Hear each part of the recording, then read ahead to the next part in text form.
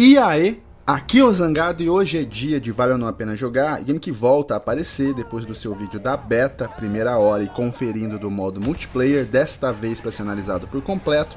Jovens, hoje lhes trago Battlefield 1 para os íntimos BF, véi. Então, vídeo de análise, vamos ao nosso ritual padrão. Vai lá, prepara um lanche, coisa leve para não engordar, se acomoda, fica bem confortável e vem com o tio. Battlefield, tradução seria campo de batalha, se trata de um jogo de tiro com visão em primeira pessoa, ambientado na Primeira Guerra Mundial, desenvolvido pela DICE e publicado pela EA, lançado em outubro deste ano, 2016, e vamos lá, começando pelo enredo. Antes do tio dar o start, vamos uma perguntinha rápida para vocês. Quem lutou na Primeira Guerra Mundial e por quê? E não vamos me responder que quem lutou na Primeira Guerra Mundial foi o mundo, porque senão não seria mundial, tô falando sério. A Segunda Guerra Mundial é tão comentada e adaptada em filme, série, livro, jogo, que as pessoas mesmo quando não sabem nada, pelo menos quem lutou, elas sabem. Mas e na primeira? Bom, para quem não se lembra lá das aulas de história, vai um resuminho rápido. A Primeira Guerra, também conhecida como a Grande Guerra ou Guerra das Guerras, aconteceu entre 1914 e 1918. Um pouco antes disso, o mundo vivia a bela época, onde países ricos estavam crescendo cada vez mais na parte econômica e tecnológica. Mas, vocês conhecem os humanos, né? A ganância, o ódio, a inveja são sentimentos que fazem parte da vida da massa. Quanto mais esses países se desenvolviam, mais eles disputavam. E para crescer, precisava ir além da Europa, sobrepondo nações menores ou pobres, o que foi gerando uma divisão e tensão cada vez maior. A partilha das terras da África e Ásia foi só gerando desentendimentos. A Inglaterra e França ficaram com grandes territórios. A Alemanha e a Itália eram terras menores e com poucos recursos. Além disso, o nacionalismo e os outros pontos políticos também pesaram. Com a tensão se formando, o investimento militar passou a surgir e alianças a se formar.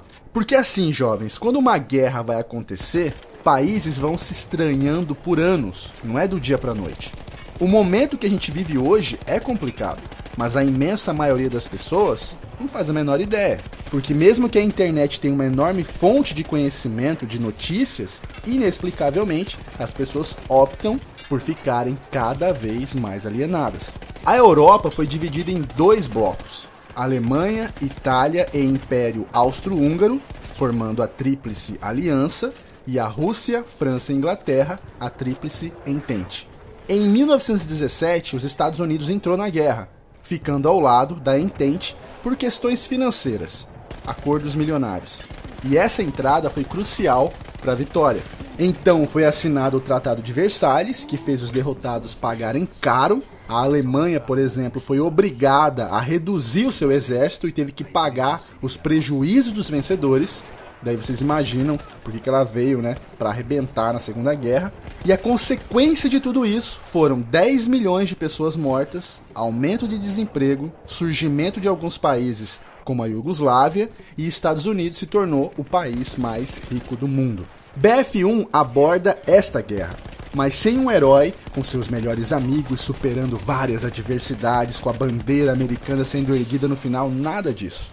São 5 capítulos, mais um prólogo, com soldados diferentes, em locais diferentes, em batalhas diferentes. Mini histórias de guerra, e a maioria delas tentando passar a realidade. Uma abordagem séria e diferente. No prólogo, vocês viram lá no vídeo da primeira hora que a gente vai assumindo soldados que vão morrendo um após o outro como se eles não fossem nada. Essa batalha acontecia na França em 1918, se defendendo do exército alemão. No capítulo 1, nós assumimos Danny Edwards, um motorista de tanque, e 70% desse capítulo se passa dentro dele. No capítulo 2, a gente assume um piloto americano chamado Clyde, que pra mim seria o personagem mais interessante por ele ter um caráter duvidoso. Ele é malandro, ele é mentiroso, e como todos os capítulos são histórias narradas por soldados diferentes que são envolvidos ali, pode ser que ele tenha mentido, e isso eu achei bem legal. Alguns capítulos são melhores que outros. O meu favorito foi o 3, que é justamente o que eu escolhi para ilustrar aí a análise ao fundo. Ele se passa na Itália, que mostra a busca de Lucas Vincenzo pelo seu irmão gêmeo durante uma batalha. O cenário é maravilhoso e com um desfecho de impacto. E assim vai seguindo. A campanha, infelizmente, ela é bem curta, vai em torno de 4 a 5 horas. Caso você dê uma valorizada ali buscando códices, manuais espalhados pelos mapas, você pode ampliar aí, pode ganhar uma horinha a mais. Há momentos emocionantes, há momentos engraçados, com uma trilha sonora maravilhosa e uma boa dublagem. Eu não vou dizer pra vocês que a campanha é incrível, é imperdível, não é bem assim. Mas ela é uma das melhores se comparada aos últimos anos de BF, com certeza. A abordagem dela, como eu disse, é séria demais, e isso não agradou a todo mundo. Algumas pessoas consideraram ofensivo um jogo tratar assuntos sérios como entretenimento. Eu confesso que não entendi muito bem aonde essa crítica quis chegar. Séries e filmes são entretenimento também, certo? O Resgate do Soldado Ryan, Band of Brothers, Platoon são exemplos de filmes e séries que são fortes, intensas, pesadas e com momentos engraçados. BF1 é uma forma de entretenimento que vai pelo mesmo caminho. Então qual a diferença? Ah, já sei. É um jogo de videogame, né? Então assumem que todo mundo que joga é infantilizado. E aí vê uma cena de um soldado chorando, abraçado, um ente querido morto, vai dar risada sem parar.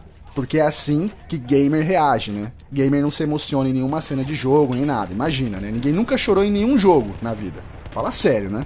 A Rússia e a França não estão no jogo, mesmo tendo participado da guerra. Parece que esses exércitos viriam em DLCs, trazendo mais armas também. Quando o assunto é DLC, vocês já sabem como a EA é, né? É complicado. Os gráficos são maravilhosos, não há o que dizer.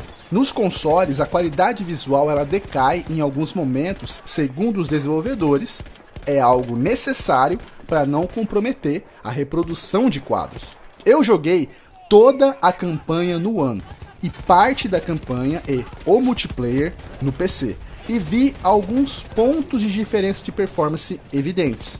Esse lance de queda de qualidade visual incomoda quem é apegado a isso, na questão técnica, porque não é algo tão frequente, mas acontece de fato. Talvez isso seja corrigido futuramente, talvez. Mas claro que bugs acontecem aos montes, né? Tem delay de render, imagem flicando. Nós vimos isso acontecer no vídeo da primeira hora, naquela parte da floresta. Rocha aparecendo, sumindo, árvore aparecendo, sumindo, piscando, ficando branca. Soldados sumirem e brotarem do nada, inteligência artificial desligar. Quando você pega um cavalo, é pedir pra bugar, porque o cavalo é ninja, ele pula muro, a física praticamente nem existe pra ele, a cabeça dele entra em tudo quanto é lugar, ó a malícia. Eu estava em um lugar alto e caí sem querer. Não aconteceu nada, eu nem me machuquei. Em outro momento, eu estava em um lugar bem mais baixo. Aí eu caí, me machuquei um pouco, dei 2 passos e morri. Porque o jogo processou, opa, ele morreu, mata ele. Tanque de guerra e aviões fantasmagóricos passando um por dentro do outro. As batidas de avião no ar, às vezes são muito artificiais, bate assim, parece um carro, só falta você dar ré no ar. São bugs que a gente vê em BF em todos esses anos. Eu já cheguei a comentar isso em outras análises, a tendência parece que sempre é lançar bugado, e aí com o tempo eles vão corrigindo. Os loadings são exageradamente demorados, alguns passam dos 30 segundos, e mesmo os reloads não são dos mais rápidos, que fica fora do convencional dos dias de hoje. Mas não tem como falar de Battlefield sem pensar em multiplayer, ainda há mais tópicos a comentar, então eu vou falar durante a explicação do multi. E jovens, tem muita coisinha técnica que pode soar meio chatinho e exige um pouquinho mais de atenção para não se perder, ok? Afinal, muito do público de BF não tá nem aí pra campanha, é ou não é? BF sempre foi sinônimo de jogo de tiro e guerra, até BF Heroes, que era cartoonizado e bem-humorado, também seguia essa forma, até que o ciclo foi quebrado. Para tentar inovar, acabou surgindo uma das maiores decepções da saga, Battlefield Hardline, que ainda por cima destruiu o adorado sistema de classes por uma versão simplificada, absurda de 4 apenas, feitas com bastante desleixo.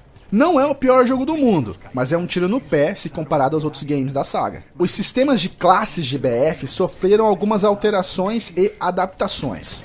A classe engenheiro foi removida enquanto novas foram adicionadas e algumas alteradas em prol da jogabilidade. O que se pode dizer é que as classes agora cumprem suas funções com mais eficiência.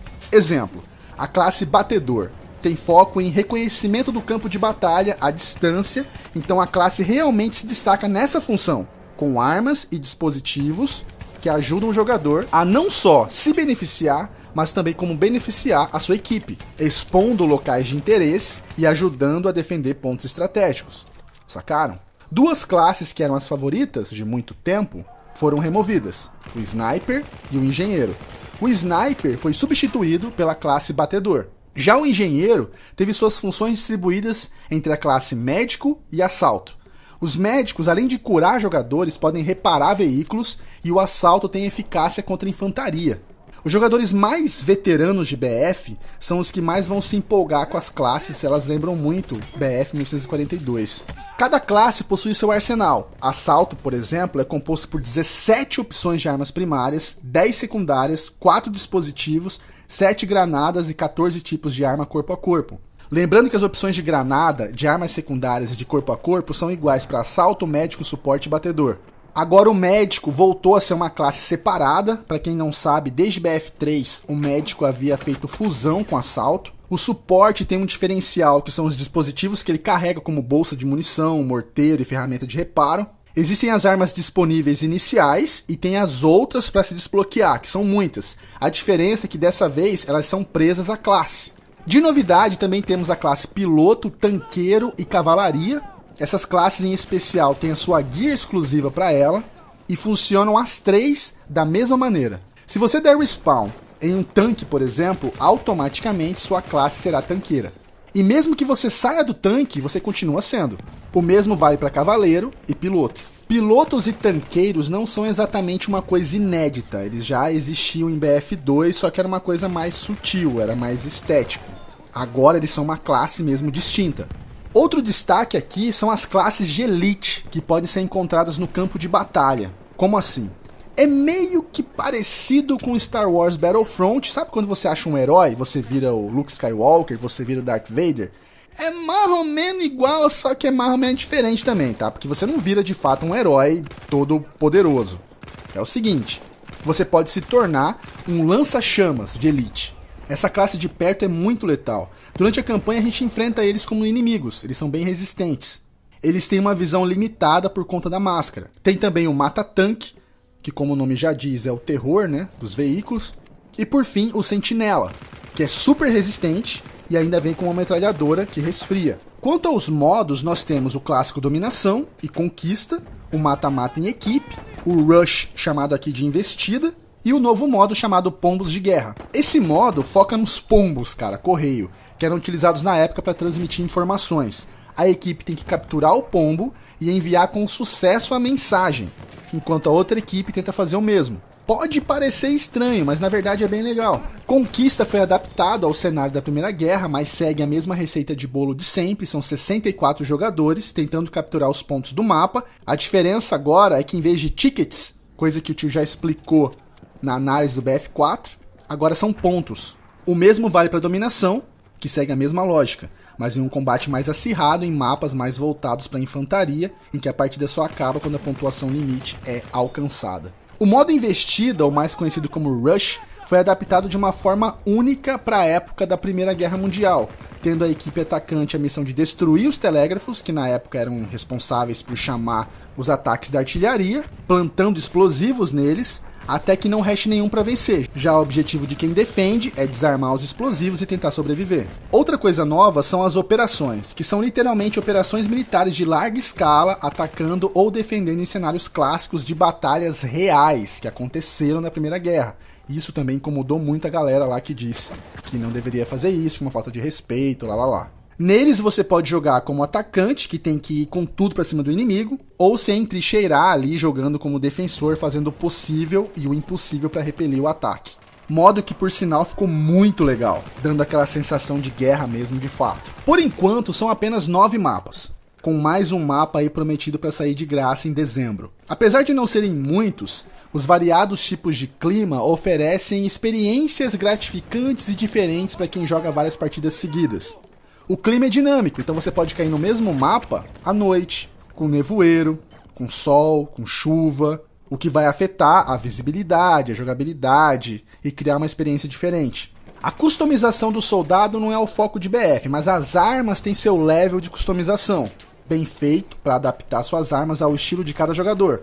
Pode alterar o zoom, a forma do manuseio e até acoplar uma baioneta ali na maioria delas. Uma novidade são os pacotes de batalha que trazem skins, texturas para as armas, que são coisas estéticas, né?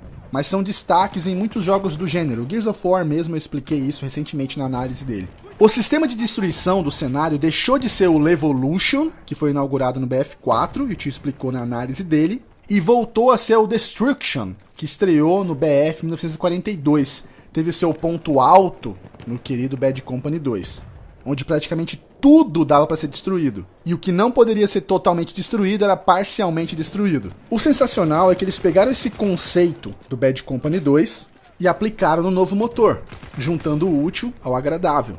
O balanceamento, que sempre é um tópico de discussão em torno de qualquer multiplayer online, em BF1 não está sendo diferente. As armas, elas não são hiper precisas, hiper confiáveis ou hiper rápidas se comparadas às armas atuais, o que torna o combate mais lento e até um pouquinho frustrante. Vocês viram no vídeo da beta do multi que eu fiz que algumas para recarregar é um custo, né, para poder conseguir, dá até um desespero quando o inimigo tá vindo para cima de você. Só que aqui tem um outro porém. O que tem gerado discussão entre algumas pessoas são quanto à realidade destas armas. Eu disse que elas são lentas, ok. Mas elas são lentas se comparadas a outros BFs, a armas atuais. Porque para um jogo da Primeira Guerra, existem muitas armas automáticas e semiautomáticas. Então as pessoas começaram a questionar a raridade delas, a raridade dos tanques, a raridade dos aviões, que na vida real era uma coisa bem limitada e no jogo ostenta. Fora que algumas armas não foram utilizadas na Primeira Guerra, elas estão ali de uma forma errada. Existem falhas no conceito histórico, que colabora para a falta de realismo.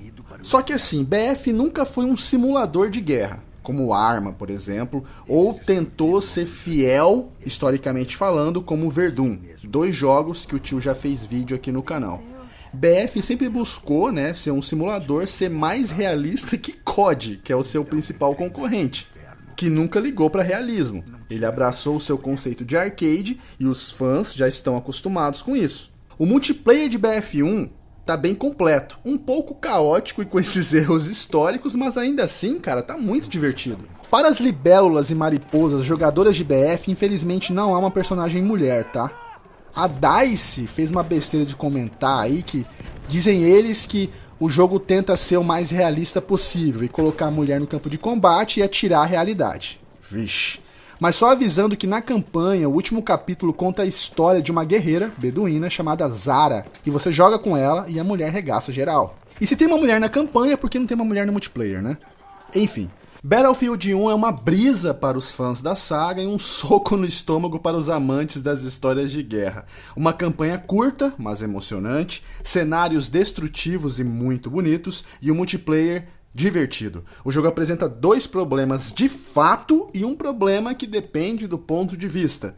O primeiro são os bugs, são muitos e atualizações têm que vir o quanto antes. E o segundo é o preço. A versão mais completa, digital, nem física custa R$ 489, não tenho o que dizer sobre isso, é totalmente fora da realidade de um brasileiro. O jeito é pegar aquelas versões mais simples, que ainda assim são caras, ou esperar rolar uma promoção aí de fim de ano que costuma sempre acontecer, né? E o terceiro, ele depende do ponto de vista, porque tem gente que não liga pra isso. Vem na questão dos furos históricos, de armas erradas e exércitos de extrema importância na guerra, que só virão em forma de DLC. Aí depende de você ver se você encaixa aí nesse perfil que importa ou não quanto a isso. E quanto às armas, com certeza nas próximas atualizações do jogo de correção de bugs, eles devem também dar uma mexida aí para dar uma balanceada melhor. Bom, jovens, então é isso. Eu espero que vocês tenham gostado. Não esqueça de avaliar, se possível comentar. E se gostou e não está no canal, se inscreve aí. Grande abraço a todos vocês. Tudo de melhor sempre. Muito obrigado por tudo. Beleza? Então, valeu, falou e até mais.